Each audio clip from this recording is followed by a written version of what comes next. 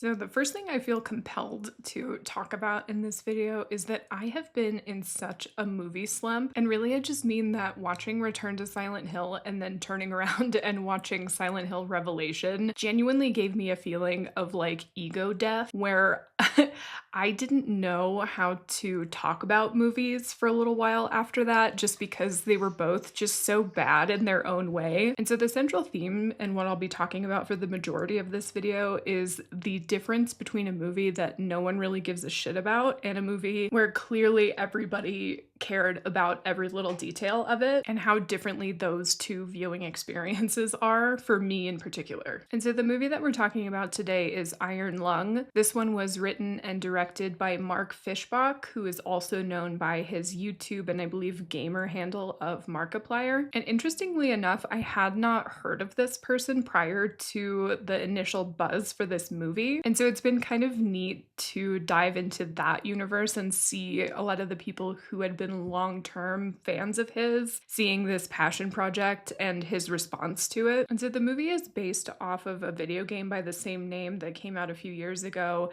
It was created by David Szymanski, and I believe he also did some of the writing for the movie adaptation. In a post-apocalyptic future after the Quiet Rapture event, a convict explores a blood ocean on a desolate moon using a submarine called the Iron Lung. And so this is really a single location sci-fi horror. The majority of the movie takes place within the Iron Lung, and we just get a couple of like memory flashback scenes to sort of give context. The overarching flavor of this movie is claustrophobia and social isolation and how that can kind of play tricks on our mind. The main character is sort of on a journey of redemption, sometimes self-imposed, but also most of the time sort of imposed upon him. Also, themes around sacrifices for the greater good and whether or not we are able to be forgiven for our pasts based on our current actions. I found it really interesting to dive into the execution of this movie because it really is a passion project.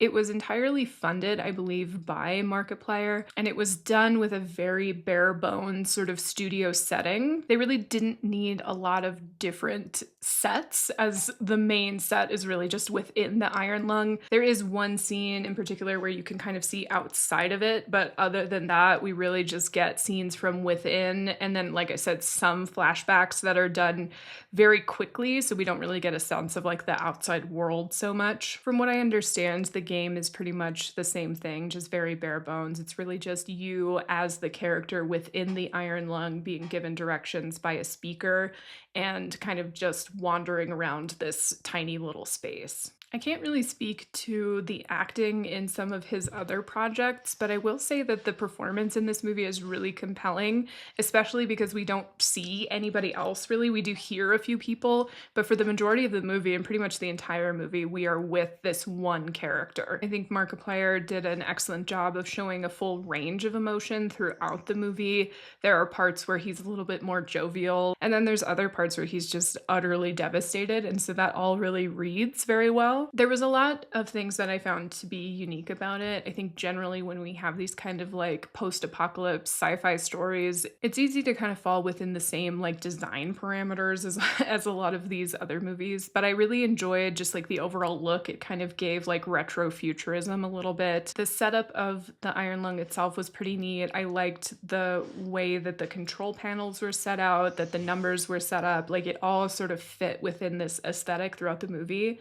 The costume was also, I say costume because there was just one, but the costume was also pretty neat. Like it all looked like it fit within the same universe, and sometimes that continuity isn't really there. To me, it was giving kind of like Nebuchadnezzar in The Matrix, kind of these threadbare cotton and like dark earthy tones kind of deal. The sound design I found to be a little bit loud and oppressing at times. There were moments where it was so loud and intense and it didn't really match exactly what was going on to me. So one of the big pieces of lore about this movie is that it uses more fake blood than any other movie which came before it, and As someone who's seen a lot of blood-soaked movies, this was really surprising to me. So it turns out that it uses significantly more blood than movies like The Shining or the 2017 remake of Evil Dead. And if you're interested in the exact breakdown of the numbers, you can find my video in my Shorts tab or follow me on my Instagram, and I have a video talking about exactly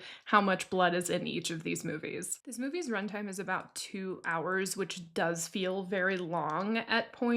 I do think that it probably could have been tightened up a little bit, but it's not a huge complaint. It's also, I think, a challenge to make a compelling movie in such a small space with such limited movement.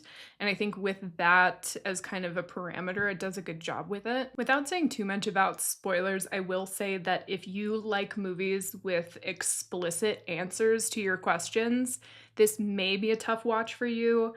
I left this movie with some unanswered questions, and it doesn't really bother me all that much. I think there's a lot of room for interpretation, but just as fair warning. I wouldn't say this movie is necessarily frightening. I think it is tense just because of the setting. So you're in this tiny space, and he can kind of stand up and like move around, but it's maybe the size of like a living room or something similar, like a small room where you can stand up and you can kind of walk from one side to another, but there's not much more movement than that. That plus being at the bottom of an ocean in this kind of rickety contraption that could potentially, implode or explode at any moment. There are some spooky visuals, but nothing that was more frightening than just like the overall tone of the movie, if that makes sense. So part of the design of the submarine is that it has like an external camera, which can take pictures through the blood using kind of like X-ray technology, I believe. So one of my favorite spooky visuals from the movie is every time he takes a picture with the camera, it shows this like super high contrast black and white photos with little details that you can't quite make out. So it's really just kind of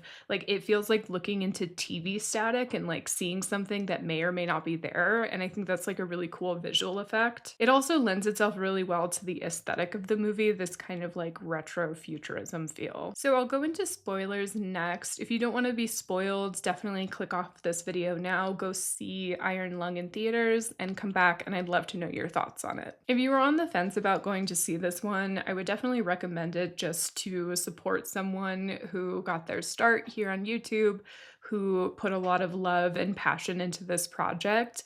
Even if it's not your favorite movie of the year, I think it's definitely a fun watch just because you can feel that like passion and care put into it. So I did have to do a little bit of research to put some things into context after seeing this movie.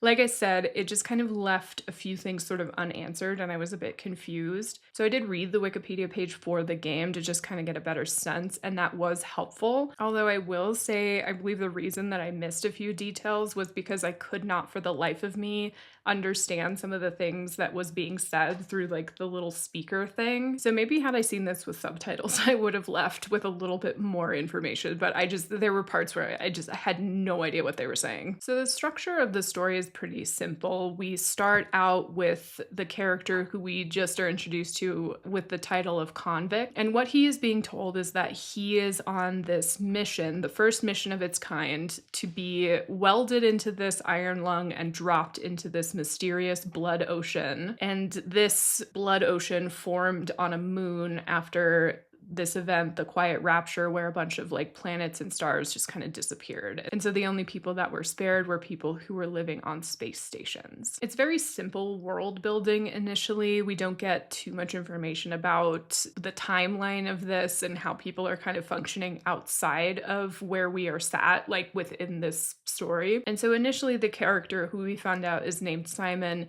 is told essentially just to kind of go around a little bit. He's given a map and sort of some instructions on how to operate the thing. He is given this opportunity as someone who was a convict, who did something that we aren't really sure of at least in the beginning of the movie. And this is kind of like his opportunity for redemption, essentially. So he's lifted back up. He has a conversation with one of the only other people that we see in the movie about some things that he saw down there, right? That there's bones, that there may or may not be some kind of creature. And so he's sent back down after welding a little like grabber piece on the front of the iron lung to collect whatever he might have found down there. And so the primary conflict of this story is that once he's dropped back down and he tries to collect this specimen, the line that connects the ship to the iron lung breaks, and so he's on his own down there. And this is where it becomes a lot more unclear because we don't really know. He's kind of a unreliable narrator in some ways because we don't know what is real and what is maybe a hallucination or maybe even supernatural or extraterrestrial, right? So it almost becomes like an escape room type situation where he's finding clues from previous people who piloted the iron lung. He finds out that he wasn't the only one, obviously, sent on this expedition, and that there's more down there in this ocean of blood than maybe anyone realizes. There was something in the confined nature of the storytelling that made some of the reveals fall a little flat for me.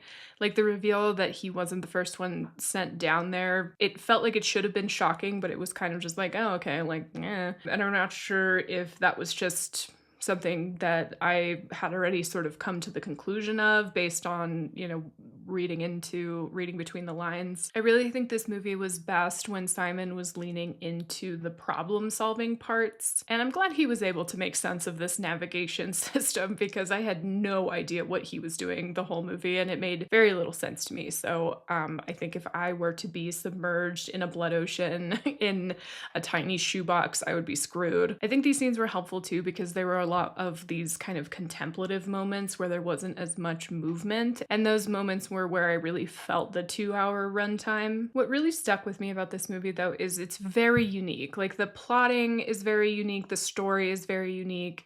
I think it does a lot of things that I haven't really seen before. I was doing one of my videos where I recommend other movies like the one that I'm going to see in theaters, and I had a hard time thinking of ones that kind of match this one's energy. It's very unique. And like I said, this movie doesn't really give you explicit answers. We don't really leave knowing anything more about this blood ocean. It's kind of just as mysterious as when we went into it initially. And so talking about the blood, the blood of the blood ocean, it definitely makes sense why this movie hit that record. There is so much fake blood in this movie, and I have to give props to Markiplier for spending as much time as he probably had to in this blood because oh my gosh, he is drenched, head to toe drenched. I'm sure it was in his mouth and his eardrums and like every visible orifice. And so ultimately the ship implodes while being bit into by a monster, I believe. And so the character of Simon ultimately dies. But before he dies, he is able to wrap the black box of the iron lung in a life preserver and sort of send it back up to the surface. So who knows, maybe they'll get some information, hopefully some useful information. And so what we learn about the character of Simon is that he was part of some sort of revolutionary group that was trying to fight against the sort of de facto government that rose up after everyone else died. And in doing so, he became the sole survivor of an explosion, which was then blamed on him. But he asserts that it was not intentional. He didn't do it on purpose. And so we're on this journey with this person that we really don't have that much information about, and we kind of have to take what he says at face value. But again, like I said, he's kind of an unreliable narrator in the sense that we don't know what's real and what's not, even in his own backstory. I rated this one a 4, and again, I think mostly because it has a lot of heart to it. You can really tell that the people involved with it cared about it, that Markiplier himself really cared about it, and also cared about the subject material. And it's interesting that we have 2 video game adaptations this month, and one of them is drastically different than the other. And watching Silent Hill was so hard because it really just didn't have any of that care to it, at least in my opinion. I just felt like it was put together just for the sake of being put together and being released in the hopes of making some kind of a profit and doing some sort of fan service. but I just didn't feel like anyone involved with it really cared at all about any of it with both of these experiences, right? Because I had gone to see Silent Hill and left feeling not even angry or frustrated, just kind of like let down. And that was such a debilitating blow that it like affected my ability to talk about movies for a little while. But with this one, I think even if I didn't know as much about it as I did going into it, you can feel that difference in the way that the performances are done, in the way that the movie is crafted, in the way that it's directed. You can just tell that it's done with care and respect for the subject and for the story. Is it a perfect movie? No, but it doesn't really need to be. I think it does what it set out to do, and I will be forever grateful to it for getting me out of my slump, because I definitely overall just feel so much more confident talking about movies after watching this. I really like had a moment where I was like, is this what I want to keep doing? Yeesh. But I can't let Return to Silent Hill of all things have that much of an effect on me. So anyway, thank you for sticking with me until the end. I appreciate all the love and support from you all. If you haven't already, please subscribe to my channel, leave me a comment, tell me what sort of content you'd like to see from me in the future. I do short form videos on TikTok and Instagram, but I'm always happy to recommend more movies or do different types of videos. I'm always looking to expand, so I appreciate any and all feedback.